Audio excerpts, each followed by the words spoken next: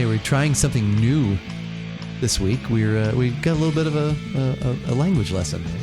Language lessons. One new word. Inspiring words from a man who knows how to ski. He truly knows how to drink whiskey. That was really good.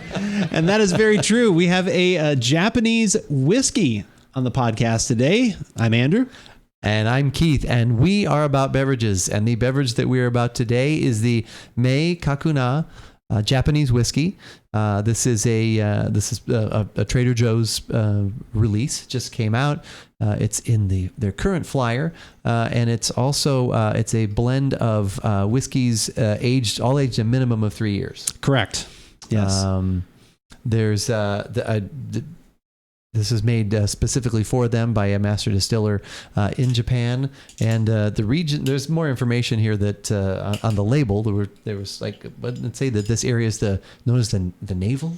Of Japan. Yeah, this distinct region is known as the navel of Japan, whose clear spring waters are renowned for purported healing qualities.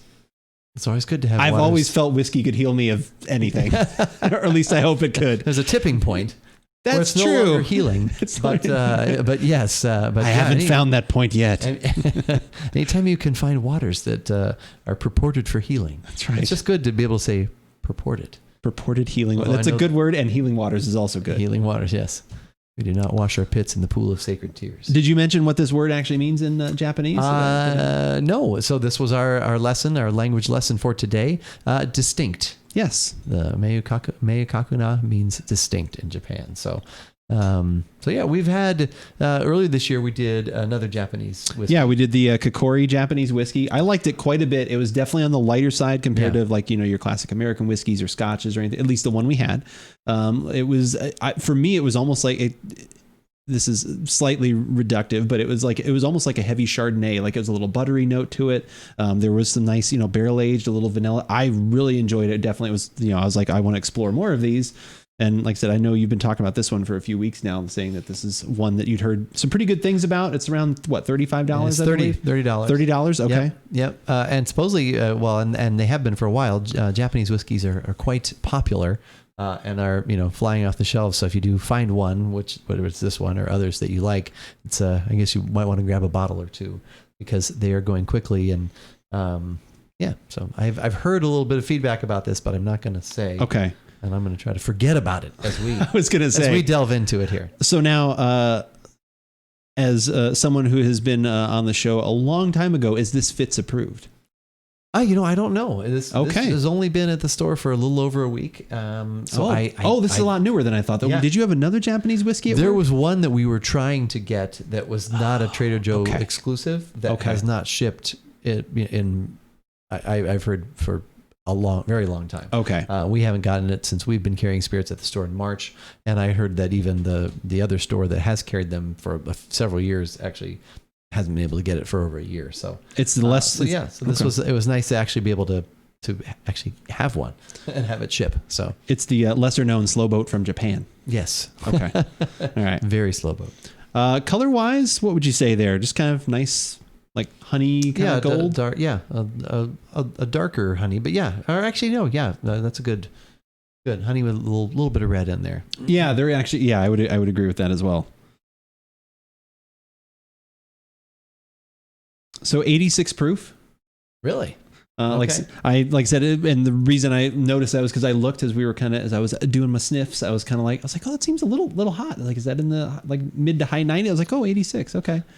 But not especially since we just opened it, not overwhelmingly sometimes we've done No, not that. But it was kind of it was one of those ones where I was like taking a sip. I'm like, okay, I'm getting now I'm kind of getting some, it was a little delayed in that. It wasn't it wasn't like some of the fiery ones that we've had before. Where we're like, geez, what did we do? Yeah, pretty much. There's I do get some honey and some vanilla actually. Okay. Just a little bit.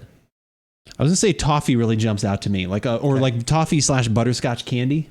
Kind of to me is what I'm getting out of there. There's like a high of that. Yeah. Yep. Yeah. That little high kind of fruit note is in there along with, like I said, a little bit of that butter. And like I said, and then the alcohol kind of plays into there as well. But like I said, it's definitely a pleasant aroma. I like it. Yeah. It's got it's got that complexity, but it's got more than one note going on in there. Yeah. And we said it was a minimum of 3 years. Is that what it was? Yes. Minimum of 3 years. I wonder what the max is in there. Like, is it, If there's like 3 years and 2 months. Yeah, exactly. If that's like, they wanted to say at least that, or if there's like, oh, well, there is a 6-year in there too. Like I wonder, I would think they probably would have said that if there was something that much further down the road, but okay. Well, should we taste? We shall. All right. Now I'm definitely getting the vanilla. I get that in the taste. And I was saying, I was thinking I get some of the nuttiness coming through though. Oh, interesting. Yeah. A little bit at the back. I get some of that, but yeah, I definitely get the vanilla now. It's a little empty. It's kind of smooth and hits like those couple notes that we talked about. And then at the end, it gets a little spicy and a little, just in general, like, spicy alcohol finish, like nothing like overwhelmingly so, but there's that at the end. And then it's kind of gone. The finish doesn't linger too much for me. And I wish there was a little more kind of going on the rest of my palate. There's a touch of fruit in there for some reason at the finish too. But, but yeah, it is very smooth. It's very easy. I would agree. Yeah. And the body, it surprises me actually. There's a little bit more than I thought. I was thinking, because I had heard what I had people telling me that it was like lighter, but when you're comparing it to other heavier bourbons and scotches, right, it's like that. This is going to be described as lighter. I had some Lagavulin right before this, and I thought this was pretty empty. Yeah. That's always like, we always talked about, like I said, in coffee, when you do cuppings and tastings, like it's amazing what even the night before you've had can affect your palate the next day. And that's something to take into consideration. Like we'd always tell people when they would come in for restaurants and stuff to try and, make their blend and stuff. It was always like, all right, well, make sure the night before kind of eat a little more of a bland meal or whatever, because that can literally affect, when you're trying to, and that's more of an important decision than just like, oh, I had some, whiskey that night or whatever. Right. But just realize that when you, depending on what you've had, can really, turn off certain receptors, turn on other ones, like all that kind of stuff can really play into your beverage consumption. Yeah. So there's a little bit of spice now coming as I sit with a little bit, but I'm not saying it has like a heavy body by any means. I was surprised. I thought it was going to be thinner than this even. I don't think it's overly thin. It's just, it's very smooth. I would agree. Like I said, I get the little vanilla note. I do get the little bit of fruit that you talked about, a little bit of nuttiness, but again, very all like not, it's not a lot of big flavors. It's all like a lot of very subtle things, very smooth. And then, like I said, it's a nice clean finish. Like I said, I think it's definitely at that price. I think it's an easy, recommend, but just don't expect like a lot of big flavors out of it. Like it's not gonna. The notes that are there, they just ding, and they're gone. Yeah. You hear them and then they go. They don't like resonate for a long time. Yeah, exactly. It's like the final little cymbal crashes and you're like, it's like just that kind of like little bit like, oh, I think I hear something in the distance. It fades out. But no, I like that. And like I said, $35 or $30. 30. I keep saying 35 because I think that's what the website. One of the, I think one of the states I think sells it for that price. That is true. It says both on there. I keep looking at it. We're not in Washington though. No. Which is where if you're in Washington, it's for some reason it's $5 more. I don't know why. Was there a Japanese whiskey tax there for some reason? There's a special clause built into the laws, the liquor laws. I have no idea. The laws of Mr. Claus. The laws of Mr. Claus. I was sad that for the holidays this year, or for Thanksgiving, we did not forgot to listen to Alice's Restaurant. Oh, you guys, is that a? Usually when we're over at your place, usually you put it on at some point. I do. Yeah. I don't remember doing it. It's definitely come on a few times when the bigger family get-togethers. That's either been put on or has happened to be on. Because actually our brother Joe, that came up, and I was like, we didn't listen to Arlo Guthrie this year, and it was, and we were like, oh yeah, I forgot. I don't think I usually play it though. I'll hear it. It must just happen then, because I swear there's been because I remember even like hanging out with, like I said, some of maybe Joe plays it. Pocket's cousins and things. Like I said, all of a sudden it's been like, oh, it's on, and we're like talking about it, joke, because I actually have the album. Oh, that's right. I've seen it here. Yeah, I actually have the album of that. So, but anyway, you can get anything you want at Alice's Restaurant, and you can get an awful lot at AboutBeverages.com as well.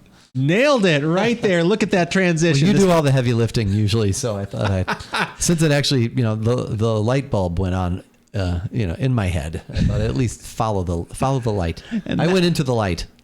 Yes. Then you came out the other side with a great transition. And that's what we have. So AboutBeverages.com, we've been doing stuff there for over 12 years now, whether it's podcast videos, some news things, which we haven't done quite as much in a while. But if you have information or things that you want to check out, that is the place to go. If you only want the latest videos, Please subscribe to us on YouTube. We would really appreciate that. Definitely there's been some nice channel growth there. We've been getting a lot of comments and feedback, which we really appreciate. We do read all of those things. I'm trying to respond to those more often as well. So like I said, please let us know if there's things that you're having that you're enjoying, or, things that we shouldn't have. I talk about that a lot. Like I said, I also want to hear where I should not spend my money. If I can save it, I'm happy to do that very much. If you only want audio, you can always go to iTunes, Spotify, Google Podcasts, anywhere there are podcasts that you like to download, a service that you go to. We are probably there. Just search for About Beverages.